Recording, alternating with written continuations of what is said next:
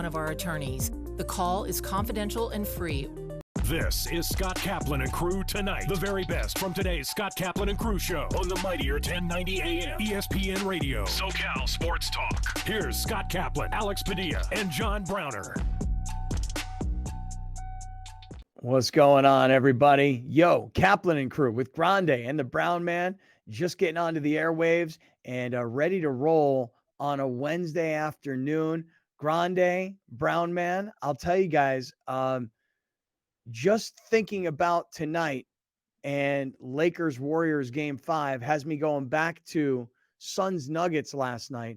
Did you guys see when Jokic walked up to the owner of the Phoenix Suns and gave him the ball and they hugged it out for a second? I thought that was freaking hilarious, man.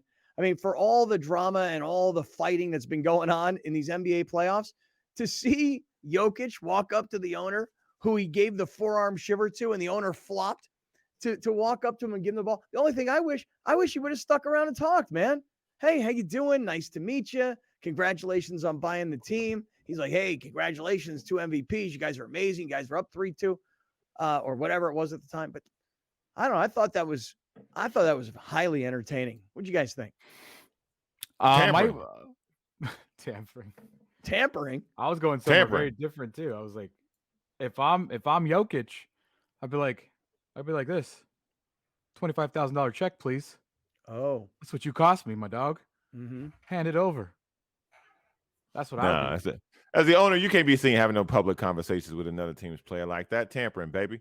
He got enough money, but you don't need to want to keep getting fined, okay? That's the dumbest thing I think Mark Cuban's done since joining the NBA. He does stuff just to get fined. It's like, oh, I'm bored. Let's go get fined by the NBA. Let's go do something dumb. Who is a very smart man. I don't consider the Suns guy to be, he's a young rich guy. I think he's like 37, 38 or something, 36 maybe. He young rich. He ain't gonna be throwing away no money. He wants to be friends with these dudes. He wants to be socially okay with them. So I think that was a good move by him. Just take the ball, and then roll it back out. Nah, I thought he should have just stopped him and said, yo, man, good to meet you, bro. Nice to know you. Hey, you want to exchange cell phone numbers? You're ever in Serbia in the off season, you want to hang out. You want to ride some horses, whatever those carriages were that he was rocking. You ever want to go to Serbia and hang out? The Suns owner can buy Serbia. I don't think he wants to hang out. Probably. How do you know? Big rich. He's big rich. I guess so. Anyway, I loved it, man. I thought it was great. I also thought it was great. Basketball Cap. Oh, dude, you guys got me. You guys got me. This is ridiculous. It is. I thought on a day where there's no Lakers. Mm-hmm. I thought basketball Cap. I thought not basketball Cap. I just thought you'd just be. I'm gonna take the girlfriend out. I'm gonna go do something. I'm not gonna sit around and watch Nuggets Suns. I know. Well, I wasn't really sitting around watching Nuggets Suns. If you want me to gripe for just a second, dude, the Mondays and Tuesdays of the week are the worst. I'm just kidding. For me. No, they're just the worst. Seriously, because I schlep back and forth to LA, and instead of staying up there overnight and working from up there, I go up in the afternoon. I hang out, dude. I got home after that Laker game on Monday night at midnight. And then yesterday schlepped back up there and got home around 10 o'clock last night. You need to talk to Matt Ishbia and get yourself a little condo the next day live, bro. man. Come on, Ishbia. What you doing? What up, dog? There's so many empty condos in downtown LA. You can't squeeze one for Monday night every week. Who am I going to squeeze? There's got to be a day of Airbnb somewhere around for $60. You're telling me in that entire ESPN studio, not just ESPN LA, there's not someone that has an extra room or something, or someone that knows of an apartment that is ready for sublease. No, I have that. I could do that. I think. I think on occasion I might be able to crash. I was going to call LeBron and think yo. Yeah, he has a spare bedroom for sure. Yo, Bron.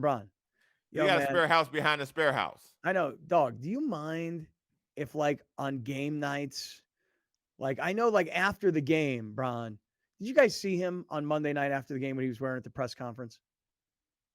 No. Don't remember. Okay, let me tell you what he was wearing. Silk pajamas. All right. My man showed up at the press conference. The thread count on that? Dude, thousands. Thousands. Okay? In his case, billions. Damn. Okay? For reals. LeBron showed up Monday night. You could look this up, Grande. Monday night, LeBron shows up at the press conference, and my man is wearing pajamas. Make no mistake, right? And on him, he can pull that off. Okay, he can pull that off. But here's the thing: at the end of that game, he was like, "Yo, I'm exhausted. Get out my face." Right? So he's wearing pajamas from the locker room into the limo, into his bedroom. You feel me? Okay, that's why my man is wearing those pajamas right now. Lovely, man. Isn't that nice? Yeah, they look really nice. Don't those look sweet? They're so nice I wouldn't want to sleep in those. I'm going to take a shower in the locker room. I'm going to get into my pajamas. I'm going to get into the back of this limo. I'm going to get dropped off at the crib, and I'm going right to bed. So I was thinking maybe I asked Bron, like, yo, man, you got a room for me? I just think of someone of your connections. Someone with your connections. Really? Do I have a lot of connections? Really? Well, you think Hey King just was birthed out of nowhere? That's true. Someone with your connections. The driving. First of all, you're driving yourself. Dude, schlep. That's not very coastal elite to drive yourself. I drive myself in my car. Like, at least you can like call Phillip Rivers' old guy. Right. Like, hey, what you doing with that Ford Explorer that you used to have? Yeah. You know what I mean? You know what? That's I wonder if Phillip Rivers still has that customized van that he used to film study, to drive from Santa Luz to Costa Mesa and not waste time in the car. I wonder if Phillip still got that vehicle and if I could buy it off him. Now, I don't know how I'll buy it off of him, but I'd like to at least try to buy it off of him for like, you know what you need to do? A couple bucks. I think I may have found your solution. Tell me. An RV. That's not, brother. Come No, on, that's man. no. He's no. Hear me out. Heisenberg. No. Hear me out. Hear me out. This is Business Brown. Business Brown. I can feel Business Brown in the house right now. You go, brother. With an RV, you can tie it to the show, both shows. Put a big old logo on the back, on the side, and you're driving 3 times a week from San Diego to Los Angeles, from Los Angeles to San Diego in prime highway hours. What is that real estate worth? What is that rolling billboard worth? Right. And now I can park that mofo somewhere at night. And now I don't need a condo or a hotel or a crash pad or anything else. Okay. Now the deal is I just hang in my RV. Chilling. I got to find an RV sponsor in a big way. Dude, RV sponsor for the win, baby. RV sponsor for the win. That sounds fun and practical in theory. Sounds amazing. But you imagine Scott on the 6th Street Bridge, parked with his RV, spending the night there. Come on now. No. See now, what's wrong with that? I can guarantee you. There's a luxury lot. There's a luxury lot somewhere that will welcome Scott. A luxury lot for RVs in downtown LA. I wonder if LA Live got something for our brother. A luxury lot. These places things up now. And no. And these places have security guards. They have security guards.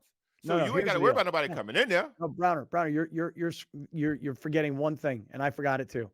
What we do is once we get the RV and we jack it out with signage all over it, right?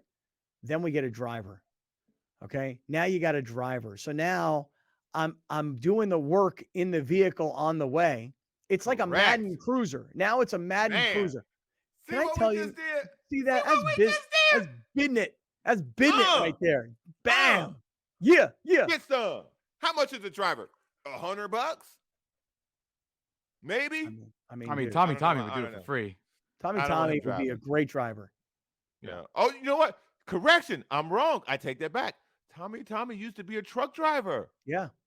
And a limo driver. Tommy used to be. Yeah. That is my man.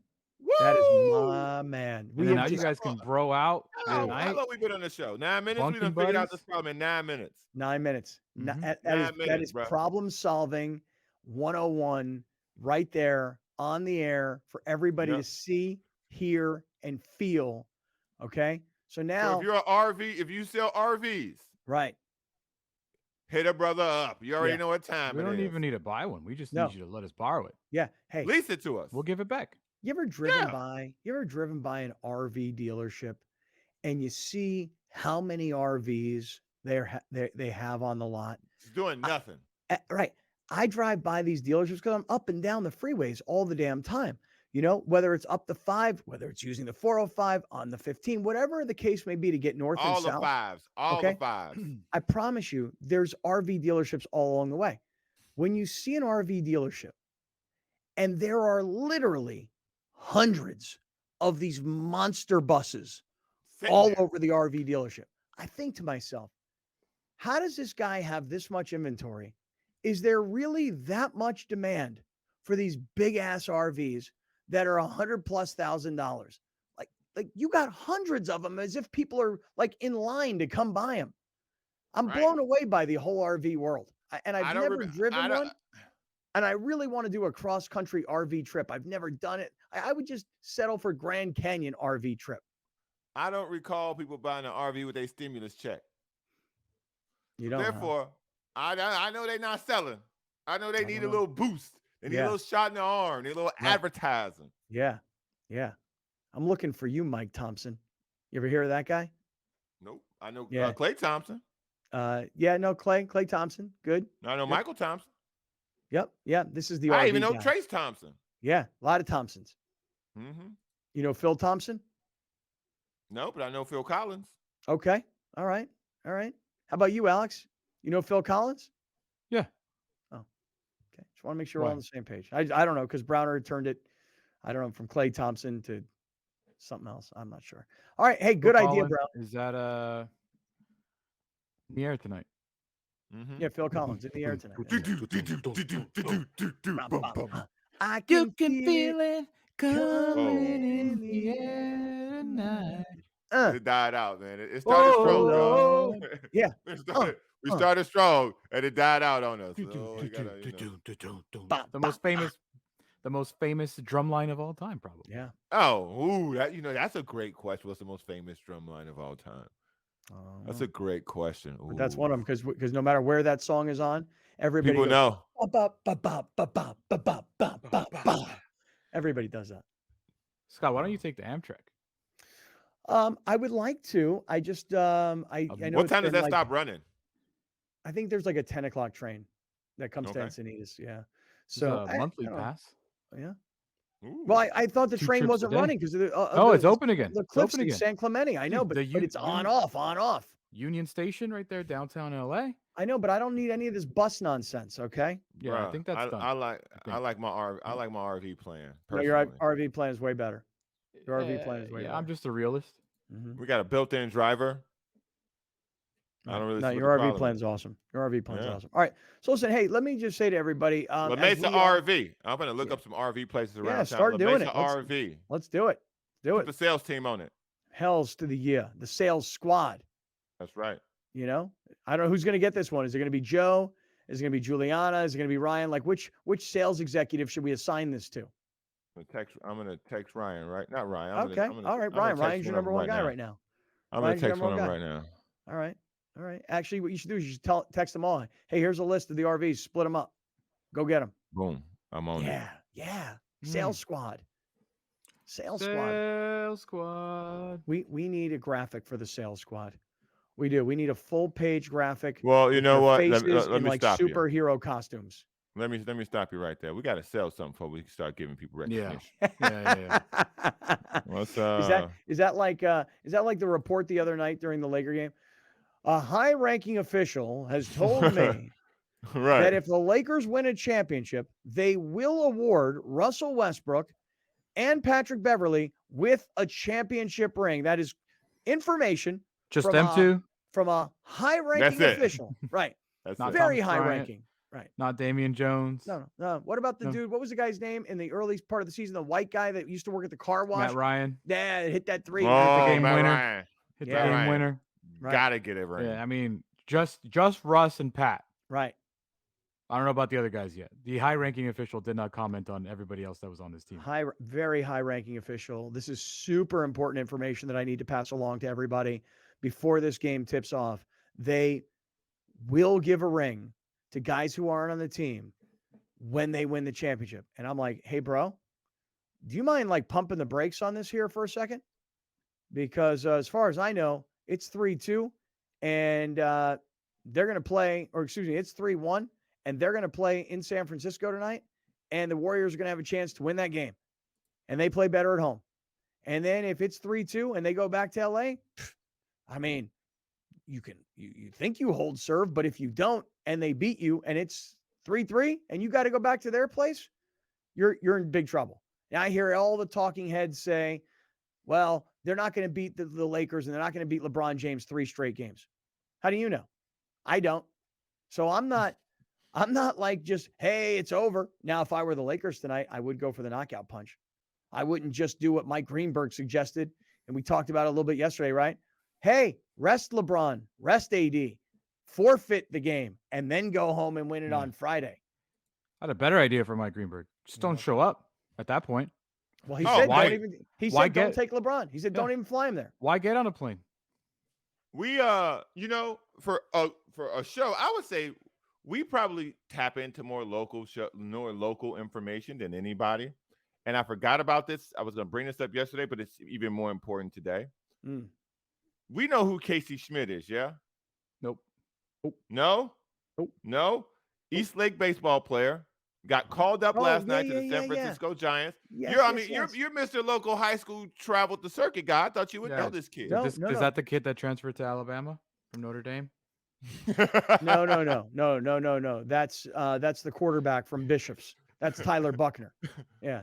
Okay, you're being a dick about that.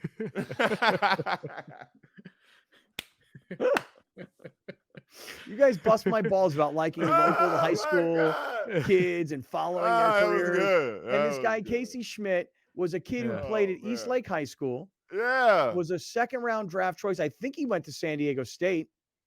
Man. And he got drafted, I want to say, in 2020-ish. And he got called up to the San Francisco Giants. And he hit a home run in his first AB last night, right? Isn't that the story? Yeah, man. Jeff Person, my neighbor who works at East Lake, he's going to help us do who can throw the fastest as soon as I can. Now my arm's all good because I got the perfect pillow I'm sleeping on now. Now that you got that Medcline sleep system. Yeah. I think I might be up to 70 miles an hour now. Wait, hold on. So you mean to tell me that your neighbor told you the story about this guy, Casey Schmidt? Mm-hmm. Alex, you got to look this up real quick. I'm almost sure I'm right. East Lake High product, San Diego State. No, this is Browner's story. He's got it. He don't have it. You see, no. This is what Browner. No, Browner came in with. Browner, send me the link. Browner came in with 50% details. He didn't come in with the whole First of all, no, I didn't. Bio, bam. Casey Schmidt, San Diego State. Get some. Yeah. Rookie, 24 years old, born 1999, third baseman, 6'2", 215. Status is currently active. Yeah, for who? For San Francisco. Who'd they beat last night? San Francisco. Last night, the San Francisco Giants were able to defeat the Washington Nationals. Yeah, and this kid comes up for his first at bat. Mom and dad, I guess, family in the stands. My man hits a home run in his first at bat. Nice. Yeah. So shout out to Jeff for reminding me about that. Yeah, cool, man. Cool. Shout out to East Lake, man. East Lake gonna be a part of this show, man. Because I got that through that fastball. We might get a charity or something. Casey should have gone to Alabama, then we would have paid attention to him. A lot more attention. Or Notre Dame. I mean, come on. Kid goes to Notre Dame, transfers to Alabama. He's a San Diego kid. That's a story. I don't care what you guys tell me. Did he hit a home run yesterday? What's that? Did that kid hit a home run yesterday? Because that kid did not hit a home run. He transferred to Alabama. Well, I don't think it was Casey's first at bat because he hit it in the 4th inning. So that doesn't make any sense. Okay. So, well, that's the way I thought I heard the story. Browner apparently doesn't have the details, like I said. This is a friend told him about this. Whoa. What? Right here. Schmidt, homer to center, 420 feet. Right, but was it his first at bat, or did I screw that detail up? I did say that. Did that. Yeah, I thought they said that. I thought they said that. Here he is. That's his family. Oh my God. Oh my God. Look at this. Shout out. East Lake in the building. Oh my God. Oh, that is East so Lake awesome. in the building, man. God, I love that. And there's a dude rocking his San Diego State hoodie in there, so that's cool. That's so sweet. All right, hey, listen, I'm really quick. And by the way, congratulations to the family, to San Diego State's baseball program, to East Lake baseball program, and to all the family and friends of this kid down in the East Lake area. Hey, I do want to remind everybody, though, Browner, we got to get out on that baseball field and have our pitching competition. But now that your shoulder's feeling better, all because of the Medcline sleep system, go to medcline.com/greatfriends and save 20%. Browner, we got about 30 seconds. Tell everybody how you're feeling. with all that shoulder problems you've been having? You know what I feel like? I feel like Trevor Hoffman coming out the mound. I'm about to throw some gas. That's how good I feel. Again, doing push-ups. Today is my first day hitting the bench. I'm going bench press today. I'm going to the gym, hitting the bench press. About to put 245s on there, see if I still got it to start for the warm-up. Yeah. All Shout out to Medcline. Yeah, guy had all this shoulder pain. Now, shoulder pain is gone because of this Medcline sleep system. Just please do me this favor. Go look at the website, medcline.com/greatfriends, San Diego-based company. Lots of people who work there are listening. They sell all over the world, and it has just changed people's lives. And you can read all about the doc at UCSD who came up with this whole concept, medcline.com/greatfriends. Hey, speaking of baseball, let's talk about what's going on with the Padres. Coming right back. This is Kaplan and Crew. Hi, welcome to OG's.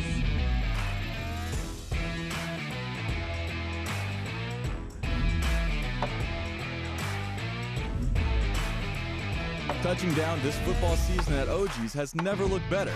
You can now eat pizza, drink beer, and earn rewards at select OG's locations. You won't miss a live game when you're watching at OG's. We're going all out, all game, all season long.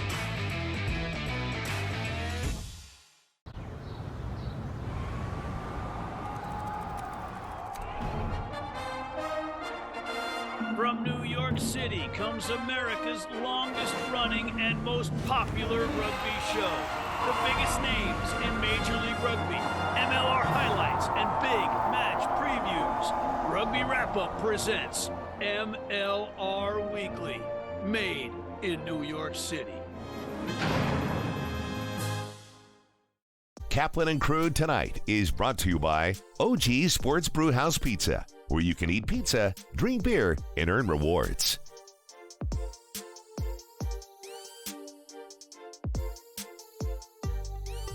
All right, great friends. Hey, we welcome you back inside the 7 Mile Casino Studios, 7milecasino.com. As promised, the head coach of the San Diego State basketball team, I'm wasting no time at all. Coach Brian Dutcher returns to Kaplan and Crew. Coach, how are you today? Top of the world. I'm throwing out the first pitch tonight, so I'm good. That is so cool. Have you ever thrown out a first pitch? No, no, I haven't. I haven't won enough to throw out a first pitch. I guess I finally won enough to get a throw out one. And have you? You better get that arm ready there. Yeah. Have you practiced at all, Coach? No, I remember when Matt Sawyer used to take Coach Fisher out and they throw some warm-ups, but I'm just going to lob it up there. I'm not trying to throw heat or anything. You do know, though, that everybody's watching. Like, if it's a good one, we're all going to go, wow, great job, Coach. But if it's really bad, I mean, everybody's going to have this video. I mean, no pressure. No, I saw Pete Kelsey bounce one in this week, so I already know what it is. Oh, yeah, and you should have seen Browner here down at the Chula Vista Little League this past Saturday. Also couldn't get to the plate. Maybe I'll just set one on like T-ball. I'll set one on a tee. Coach, the obvious place to start is huge congratulations to you, your players, the program, San Diego State as an institution, all the players that came before this group that contributed to the growth of the program. Huge congratulations. How different is your life 10 days after the Final Four in the national championship game? You know, Scott, I'm so used to working that we got back on Tuesday. I was in the office Wednesday morning, and we're recruiting. We're trying to build next year's team. So as much as I enjoyed it, I'm not a guy that ever over-celebrates anything, even though it's something to be celebrated. I've got my eyes on next year and trying to put a team together that can be really good again. Have you had a chance to think at all about, like, standing there on the floor inside a giant football stadium, knowing that you were on the biggest stage in college basketball? And as an assistant, you may have been there before a long time ago, but have you had any chance to just sort of think about what happened in those couple of days in Houston? I always say, like, I'm a guy that likes to almost sit back and watch everybody enjoy the experience, but I enjoyed it myself too. You know, I told my assistant coaches on that elevated floor, I said, I'll see you guys at halftime. Make some notes. So it's a different experience to be up there and coaching on that stage on the biggest platform, and truly a platform, and just watching, taking the time to look out into the crowd and seeing all the great Aztec fan base there to enjoy it. First time experience for all of us, me as a head coach, San Diego State as a participant in the city of San Diego, and just watch everybody kind of celebrate that moment, but at the same time, trying to figure out how to win games. Yeah, it was an amazing run. It really was. Coach, I'd love to hear what you were thinking when Butler hit the shot that moved San Diego State from the Final Four to the championship game. Could you just go back to what was going on prior to that? Because everybody talked about there's still a timeout. Will he take it? Jim Nantz made mention on national TV. He doesn't have his shooters on the floor. Could you just go back to that sequence and what you were doing? Yeah, it was like the possession before. We were down 3 and brought it up the floor, and I took a timeout. And I wanted to set up a play to try to get a 3 out of a sideline out of bounds. And if we didn't have the 3, throw it to Jaden Ledee and let him go one-on-one because he just scored one-on-one. And then we scored that basket. I took another timeout, and I looked at the time difference on the clock, and I felt even if they shot the ball, we'd have enough time to get down the length of the floor. And I told him at that time, we are not taking a timeout. And I said, we don't have shooters on the floor. I have 3 bigs on the floor. So cause a miss, get the rebound, get it to Lamont, make sure they're not doubling back trying to intercept that pass. And then you 3 bigs run to the rim because if he misses, we'll have 3 bigs in to tip it in. And then Micah Parrish, you find space in case he needs to kick for a 3. And so I kind of had a thought in my mind what I wanted to do. But obviously players make the plays in March. Lamont made a magnificent play. They cut him off. He kind of crossed over, came back, and shot a beautiful pull-up jump shot to make me look good as a coach and us look good as a team. Coach, what made this team different from the other 2 teams that you got to the Sweet 16? Obviously, you played UConn. You played big teams in those tournaments as well. But what separated this team from advancing? Like when you beat Alabama, and I think a lot of people thought you could beat Alabama, but when you did it, and then you had this crazy game against FAU, what made this team different as opposed to the other ones you've had in the past? Yeah, this is the greatest team in Aztec history because of how far they went and what they did. I'm not sure it's the best team. So there's a difference. I mean, that Kawhi Leonard team with Malcolm Thomas, Billy White, DJ Gay, that was a team capable of winning a national championship. The X-Thames team with Poe Lee and J.J. O'Brien, Josh Davis, Skylar Spencer, that was a really good team too. But sometimes it's just the path lays out. You win games. And I'm just thinking back, like the other 5 seed was St. Mary's. They played UConn in the second round.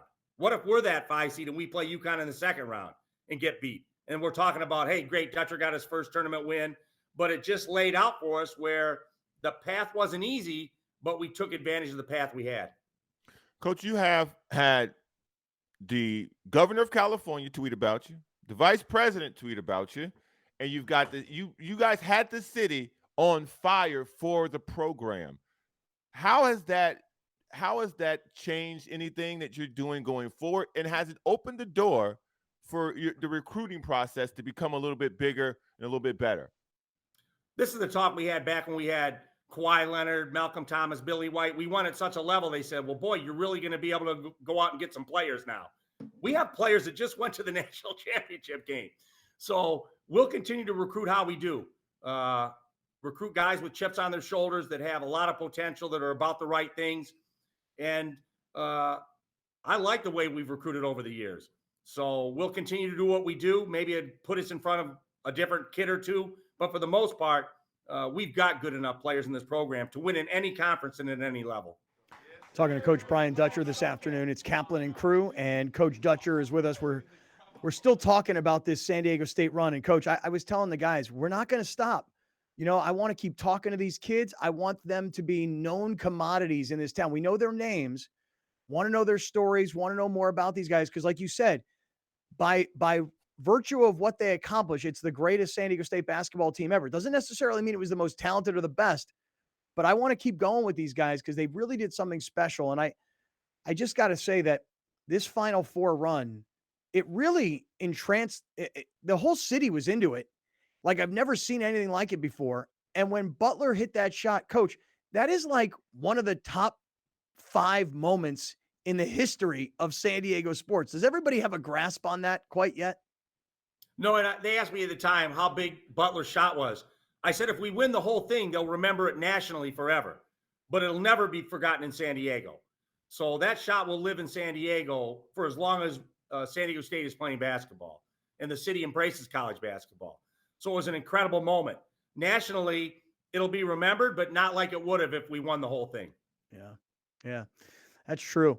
One of the best things is there's a picture of Lamont Butler and he's letting go of the ball. And for us, just being a little selfish, our man Alex here is standing in the background with his arms raised before the ball has even gone through the net. It was awesome. I knew it was going in, Coach. Never had a doubt in my mind. I don't know about you, but I was confident from the stands.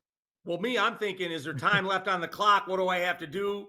I mean, I put both arms up, but then I was like, what if they put 0.2 of a second on the clock? So I'm still in coach mode. And the same thing can happen against UConn. To go to the Final Four, we really didn't get to celebrate. It's like they're going to put time on the clock. I'm convinced of it. So we have no timeouts. If it's their ball, here's what we're going to do to keep Kalkbrenner from throwing to the rim and getting a lob to tip in to beat us. If it's our ball, we want to throw deep. So all we have to do is touch it. And then the refs come over and say, no more time. So it's like an anticlimactic celebration to go to the Final Four. And same thing with Florida Atlantic. It's like, I'm convinced they're going to put time on the clock. They always do. And so when that moment happened, Dusty May was trying to shake my hand before the refs ruled it good. I said, Dusty, I'm not that guy. I want to make sure they count it before, we shake hands and we start celebrating. Coach, I thought the most impactful thing throughout the tournament was I saw your team's true identity come to the surface. The amount of defense, the 40 minutes of defense from end to end that your team was able to play throughout each game, you could see it was frustrating these other teams you guys were playing because they were used to guys playing like that maybe a couple minutes a game, maybe a half. But when you guys were pressuring guys like that and defending like that the entire time, I think you guys wore a lot of people down. Were you able to get the guys to see that through film study and did they pick up on it? Or was this just something that all year you guys were doing? It's just our culture. Like when we do a shooting drill early in the year, like we want to make 120 in 2 minutes or whatever that is. And if we don't make it, a lot of coaches say, okay, on the line, down and back.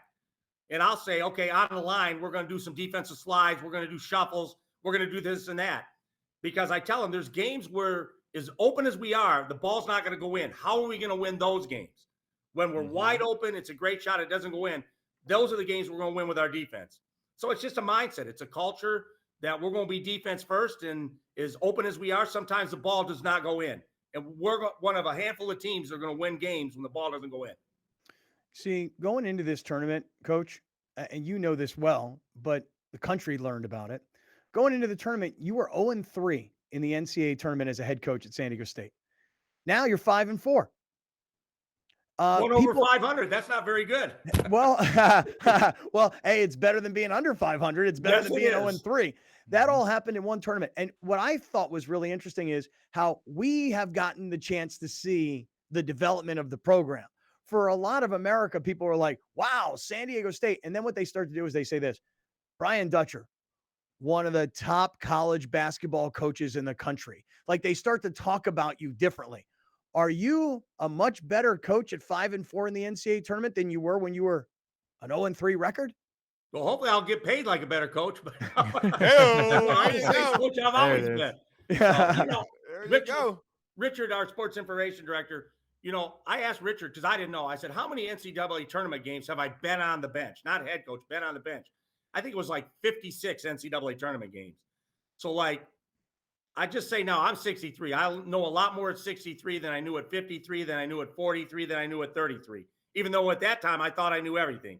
So if you can survive in this business, those experiences pay off. And so I chose my path wisely. I knew I wanted to retire as a coach. Sometimes you think you're going to be the coach that takes a lesser school and resurrects it.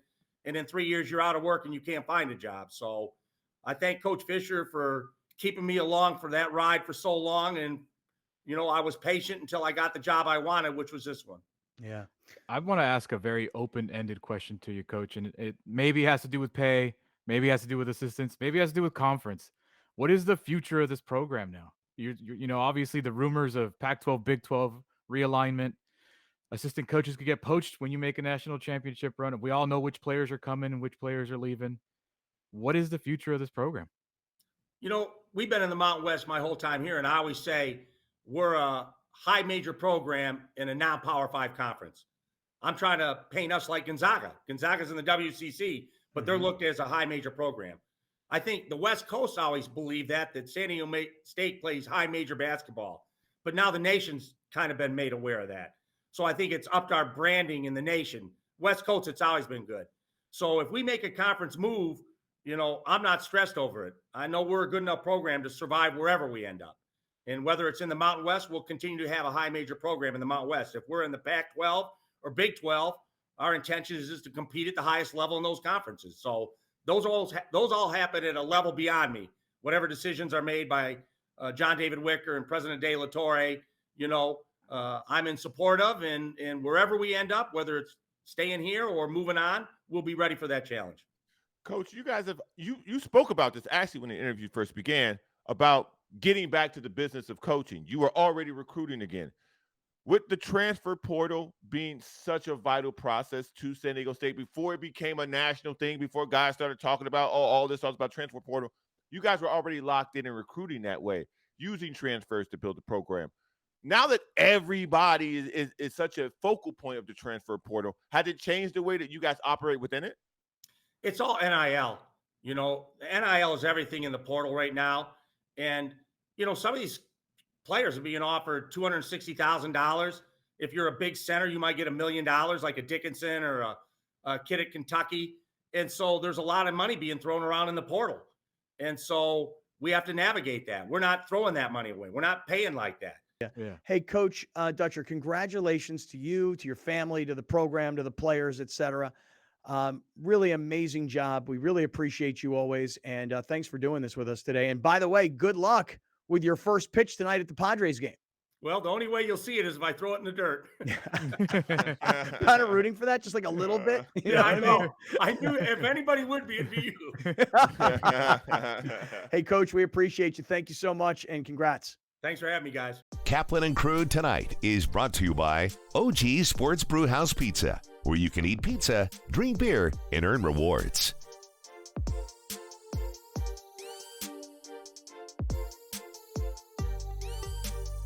Dominating the SoCal radio airwaves for over 20 years. Join Scott Kaplan, Alex Padilla, and John Browner for Kaplan and Crew every Monday through Friday, 3 to 6 p.m. only on the Mightier 1090 ESPN Radio, SoCal Sports Talk, and the Mightier1090.com.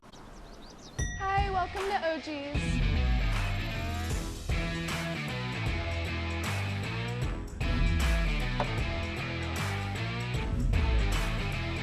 Touching down this football season at OG's has never looked better. You can now eat pizza, drink beer, and earn rewards at select OG's locations. You won't miss a live game when you're watching at OG's. We're going all out, all game, all season long.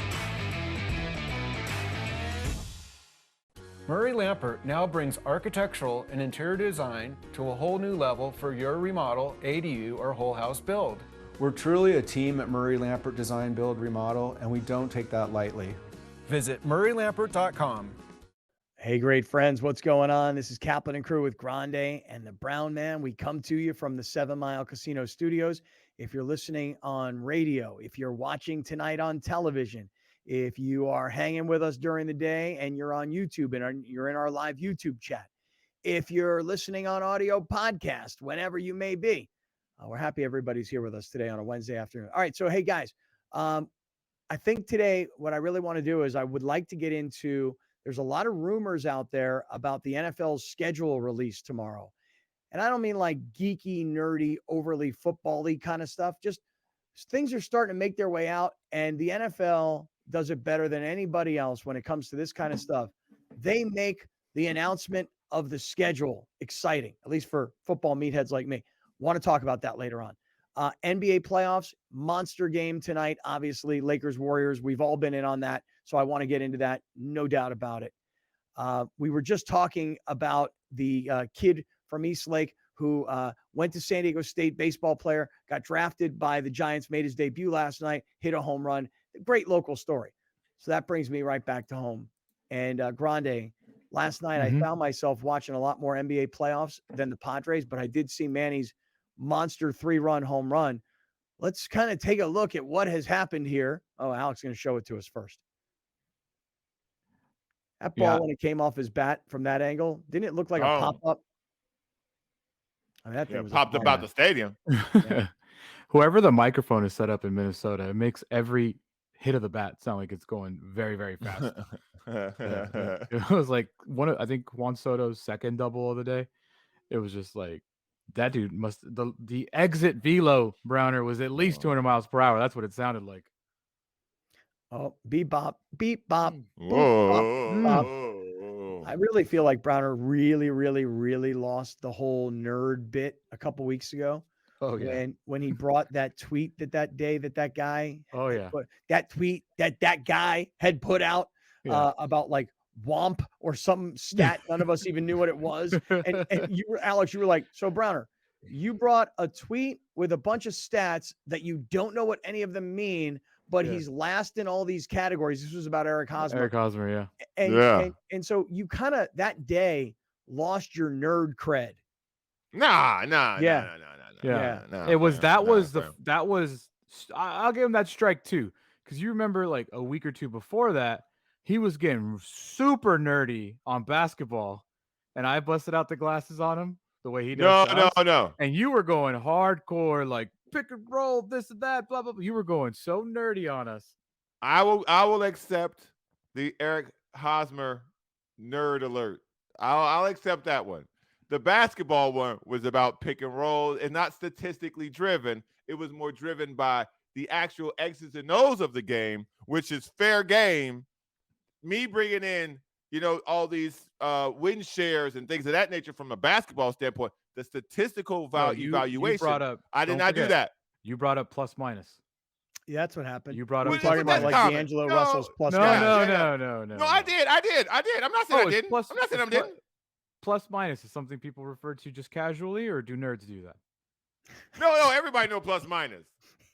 Everybody know plus minus. Really? Yeah, it's easy. Do people say this? Do people say this? And they go, "Hey, last night, how many points did LeBron score? 25. How many rebounds do you have? 10. How many assists do you have? 8. What was his plus minus?" Nobody says that. Yeah, because it's the most misleading stat of all time. True. I won't disagree with that. So did you use it to mislead that day? Is that what you were doing? Yeah. You're on strike 2. You're on strike 2, pal. You're on strike 2, pal. One more. And you know what? I actually think I got it wrong. I don't think you've lost your nerd cred. I think one more, and you've actually earned your nerd cred. Ooh. One more outbreak of statistical information that goes deeper than like batting average or points scored. One more level, Brown. I don't know, man. You're gonna have to wear those glasses like full time, I think. I just think plus minus is not that deep of a statistic. Okay. Mm-hmm. Again, I'm not talking about ratios of anything. I'm not talking about, pin down, whatever. I'm not doing none of that. Just X's and O's. So that basketball one that was on shaky ground, but you got me with the one about Eric Hosmer. You got me. What's his OPS I know what plus? none of that meant. I know what none of that What's meant. his Cabo Wabo? Yeah. I just saw Eric Hosmer in last. Yeah. Mm-hmm. Well, talking about stats, Padres won yesterday. Play again, one of these Central Time earlier type games. But I'll tell you, I don't know if it's under the radar or if it's actually like front page news that Juan Soto has turned the corner, I think. I'll call it heating up. How about that? Juan Soto heating up. So here we are. Today's May 10th. And in the month of May, Grande, let's see how our boys how he's doing here. 393 average. Mm-hmm. Hey-o. 11 hits, 6 doubles, 6 walks, on-base percentage of .500. And in the last 10 games, which is, I believe, like 2 and 8, the last 2 in April, he's raised his batting average 66 points from 178 to 244. Mm-hmm. We got 40 more points to go. Then and he was asked, I think I played, or it was last week. He was like, I don't want to say I'm there yet because I've said it a lot. Mm-hmm. And then last night he was asked, when are you going to be comfortable saying like that you kind of have figured it out? He's like, let's talk in 2 weeks. Let's talk in 2 weeks. But he has been saying some stuff about batting order. Yesterday he hit 4th. He prefers to hit 3rd. in his career, he's much better third. He does not like batting second, but he told Bob Melvin, put me wherever you want. Mm-hmm. And now Bob Melvin mixed the lineup up last night. Bogarts was hitting fifth. So I think that, and nothing but positive with Juan Soto right now. Like, he didn't have a great series against the Dodgers, but overall, it's very, very positive. That's exactly the kind of stuff that we were sold, and that's exactly the kind of numbers that'll get you $500 million if you keep it going. Oh my God. I mean, the number $500 million, just the way you just said that, the way it kind of just rolled off your tongue. I'm like, wait, so in the last 10 games, the guy has hit like nearly 400 and he's hit a bunch of doubles and he's gotten up on base a whole bunch. 500 million, bro. I got to see like sustained quality. Oh, yeah, for sure. You know, but I don't think that number is crazy. The Padres will pay Manny Machado $500 million. When you take into account what he already made here and what he just signed, Manny Machado is going to make about $500 million. So wrap your head around that one. I'm trying. Hold on. Don't the way you're kind of putting it in my face right now. Like, let me think about that for a second. So Manny Machado's first contract was a 10-year, $300 million contract. He got through 4 years of it, right? Yeah. So he made $120 million in 4 years, and then they tore it up, and they gave him a new 10-year deal, right? Yeah. So far, well, let me just do the math because I'm now doing it on the fly. Okay. He's got $350 million remaining. And he's already made 120. There you go. So 470. Yeah. Okay. And I don't know how many. I think he got a signing bonus of $45 million. Mm-hmm. He did get a signing bonus of $45 million. I don't think that. Okay. So the Padres will pay Manny Machado above $500 million. So when I say the number $500 million, does it sound crazy? Yeah. But is it attainable for someone with the reputation of Juan Soto? Yeah, I think so. How old is he? Is he 23? 24? So if you signed him to a 15-year contract right now, you would have him till he's the same age as Manny Machado. Basically. Yeah, because Machado's going to be 39 when his contract ends, right? Yeah. Isn't that the way it was kind of put together? Yeah. Yeah. Same with Bogarts, who will also be in his late 30s. Yeah. I know it just rolled off my tongue and it slapped you in the face, but I'm telling you, like it is not unfathomable for someone, probably the dude in Anaheim, but still, that someone's going to get that money. Yeah, when Ohtani gets $500 million, I'll be like, yeah, I get that. There will be a $500 million contract given out within the next 2 years. Somebody's getting one. Oh, dude, within the next 12 months, because there's no question about it that Ohtani's getting it. There's also reports that once Burrow and Herbert settle their contracts, that the Chiefs are very well aware that they're going to have to rip up Mahomes' contract and give him a new one. Like that Pro Football Talk has already talked about it. Like, this dude is going to make so much money from the Chiefs. Right.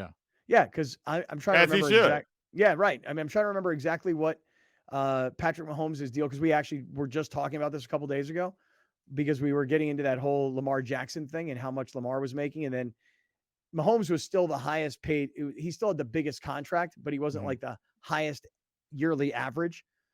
But Mahomes, by the way, 10 for $450. 10 for $450. That's going up. How would it be great? Wouldn't it be great to be Patrick Mahomes right now? Like this past weekend, like, what are you doing this weekend? Well, Saturday, I'm going to be on a private jet and I'm going to go to the Kentucky Derby and I'm going to look dope and it's going to be awesome. And I'm going to be living the good life. And then what I'm going to do is on Sunday morning, we're partying in Louisville after the thing. Then Sunday morning, we're going to fly down to Miami. Actually, you know what? Check that. After the Derby, we're going to fly to Miami, party all night. Saturday night. Then we're going to go to the F1 race in Miami. And by the way, we're on the inside of everything. Like we are the centerpiece of it all. God, Patrick Mahomes, good life right now. You know who he reminds me of right now? He's at this point in his career right now. He's kind of like where Derek Jeter was. When Derek Jeter was absolutely on top of the world, multi-time World Series. Yeah, no, I know, but he's got that like aura of good guy, like likable, you know. This is like when ESPN put Derek Jeter's starting lineup and it was filled with like Jessica Alba, Jessica Biel, Mariah Carey, like all the actresses that he's dated, and they like put a starting lineup of Like that's what Scott is talking about. I think like that's the Derek Jeter in his prime as the captain, winning World Series after World Series after World Series. There was no bigger athlete than Derek Jeter. Yeah, and I think that's where Patrick Mahomes is right now. Patrick Mahomes is kind of like, I mean, listen, LeBron James is the old man of like big time pro sports stars. Tiger Woods is even a more of an old man than LeBron James in all this. But the biggest, brightest, shiniest, youngest superstar of them all right now, I mean, at least in the world of football. Well, I don't know about Justin Fields. Yeah. He's also, quick side note. Did you read this lawsuit from Tiger Woods' ex-girlfriend? No. Tell me more. Oh my God. I have to get the details because what it sounds like is that Tiger Woods broke up with her while using his lawyer to do it. Oh, well, wait, hold on. I mean, I've heard some of this story. You look that up for a quick second. Okay. Let me have a second, though, to just mention to everybody about one of our great sponsors. And I'll throw out some love right now to our guy, Gary Cooper at Mountain Trust Mortgage and Realty Services, 858-376-1299. I'll make this really fast for you. In the last 2 weeks, Gary stopped by the show. He's talked about this loan program where you can buy a house up to $725,000. I'm rounding the numbers, and no money down. So if you're renting right now, if you're living in an apartment in downtown San Diego and you're renting for $3,500 a month, you might be able to actually buy a place and put no money down and pay like around the same as your rent, maybe a hair more, maybe a little bit less. I'm not sure exactly. Talk to Gary. But think about that. Buy a $700,000 place, you should put down 20%, $140,000. You don't need the $140,000. There's loan programs now where you can put it all together. It's 100%. So now with no cash out, what's the excuse now? Other than trying to find a place.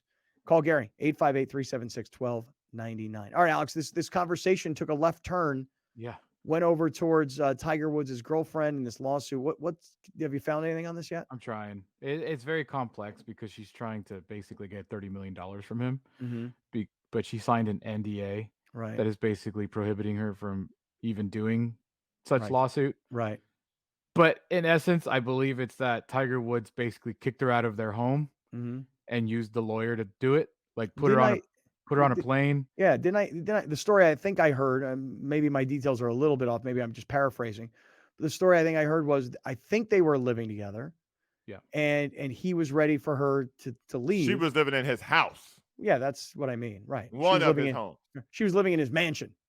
Right. A room somewhere. Right. She's living in his giant mansion, and he's ready to end the relationship. Yeah. And like most guys, Tiger Woods just a regular guy. Just a big, giant wuss when it comes to breaking up relationships. That's why relationships last longer than they should. When people are ready to break them off, it would be easy to break it off and everybody go their own way. But it doesn't work like that because there's what's called emotions involved, emotions and money and relationships. And, it's like, it's hard to break off a relationship, So Tiger, like most guys, too much of a wuss to be a man. And I understand this because I would be, believe me, I wuss out on a million things. Tiger should have been a man, been like, yo, honey, listen, it ain't working out for us anymore. Here's your money. Go your separate ways. Have a nice life. And but he's known as being very, very cheap. So in Tiger Woods' defense, yeah, women finding out negative news around him usually results into things that are bad for him physically. You're right. So I understand. Maybe that's why he's for fearful. him. Yeah. Here's the whole thing. Okay. In an update to her lawsuit against Woods, Herman dated Woods for 5 years, alleged she was forced to sign an NDA or be fired from her job at his restaurant. The Woods. What? Herman alleges that hold on, Woods, her job, Browner, was probably that he was a consultant, and that's how he fed her money rather than him just giving her money. He has to feed it through a corporation. So she's a consultant to the restaurant, and they pay her $500,000 a year. Go ahead. Herman alleges that Woods pursued a sexual relationship with her while she was working at the Woods Jupiter. During that time, the 5-time master he champion loves these girls who work in restaurants. Told her to sign an NDA or be fired. Mm-hmm. Herman initially filed a lawsuit against a trust for Woods residents in October, alleging she had been forced to leave his home despite having an oral agreement stating she could continue to live in the home for another 5 years. This is the part that I was laughing at. She said that she was tricked into leaving Woods' home by being told to pack a bag for a weekend trip to the Bahamas. When she arrived at the airport, she said Woods' lawyer told her she wouldn't see him again and that she'd been locked out of the property. Right. That's what I was going to tell you the rest of the story that I understood. Classic Tiger. Right. So Tiger Tiger wusses out and doesn't have the guts to say to her. And Browner brings up a good point, which is maybe he's gun shy now because he's like, hey, I break up with women and they, put golf clubs through my car. Right. And so Tiger tells her, hey, pack a bag, babe. We're going out to the yacht because Tiger got a monster yacht. And she packs her bag, gets in the limo or the car. She drives right onto the tarmac of the private jet. The stairs are down on the plane. She got her bag, her sunglasses on. She walking onto the plane, and there's the lawyer. So here's the deal. You can go. You're not allowed back in the house. Yeah. Okay. We've changed all the locks. We've changed all the passwords to everything. Okay. It's time for you to go. By the way, you'll never see Tiger again. You'll never be able to get near him. Our facial recognition scanners have alerted that you are a red flagged. Right. I'm assuming that's the kind of home he has. Yeah. Man. I mean, this is the sort of what I would guess. I'm just guessing here, like the sort of intimidation tactics that you use, and if I'm this girl, I kind of like the fight in her, hey, screw that, man. I was with this guy for 5 years, practically married to the guy. I was living the life of luxury, just all you got to do is just write me a check and I'll go away. But the relationship didn't work out. Here's your stuff. Yeah. Like normal people. No, but they're not normal. Come on. They're not normal people. What you mean? It doesn't work. Here's what I mean. Let me explain. So Tiger Woods' net worth like over $1 billion. Yeah. There's no normality in his life. No, your relationship's over, girl. Get your stuff. Get out. I know, but when you're him, you have to be careful about who you'll allow into your inner circle. And so he allowed her into this inner circle, which means that she had sacrifices that she had to make, and she's entitled to something. If they were getting divorced after 5 years, after everything that happened with Tiger Woods, you think he enters any sort of long-term relationship without an NDA? And if you answer no, then are NDAs normal in a relationship? Right. No, so no, come on. So look, the smart thing for him to do is when you get done at a round of golf and you've walked 18 holes with a caddy that's not your caddy in a tournament, you're at some private country club, you tip more than $100 so that people don't go behind your back and go, that cheap mother effer. Tiger Woods, billionaire golfer, give me $100. Give the guy $500, you cheap bastard, right? But in this instance, all you do is this. Have a nice life. Thank you for the wonderful time that we spent together. Here's an ample amount of money to set you up for the next 5 years of your life. Take care. Yes, Browner. That's the way it works, bro. when you're that rich and you're that famous. That's how it works. Definitely. That's bananas. That's bananas. That woman had the greatest life she ever had because of Tiger Woods. The 5 years she had, she wasn't gonna get that nowhere else. You was a consultant at a lame restaurant in Jupiter, Florida, girl. Go sit down somewhere. See you at Denny's. All right. If you're lucky, Mastros. Nothing. I love Denny's. Moons over Miami. Go to meal. What I'm saying is this: if you are her, you had a good run. It's over. Here are your bags. By the way, you came in here with a gym bag. You left with Louis Vuitton bags. So you left with stuff. Everything you left with, it ain't what you came with. Here's your lamp. You left with a lamp. Come on, man. Stop. See this right here, Alex? This right here is what I want from Browner in stand-up comedy. I want Browner to attack topics like that everybody knows about. Tiger, he tells the story. Tiger Woods did this, and now he starts banging out jokes. I love that, Browner. Stick around. We're in the 7 Mile Casino studios. I want to get to the NFL schedule release. This is Kaplan and Crew with Grande and the Brown Man. Thank you for joining us. Catch Scott Kaplan and Crew tonight from 7 to 8 p.m. Pacific every Monday through Friday. The very best from today's Scott Kaplan and Crew show on the mightier 1090 AM ESPN Radio, SoCal Sports Talk.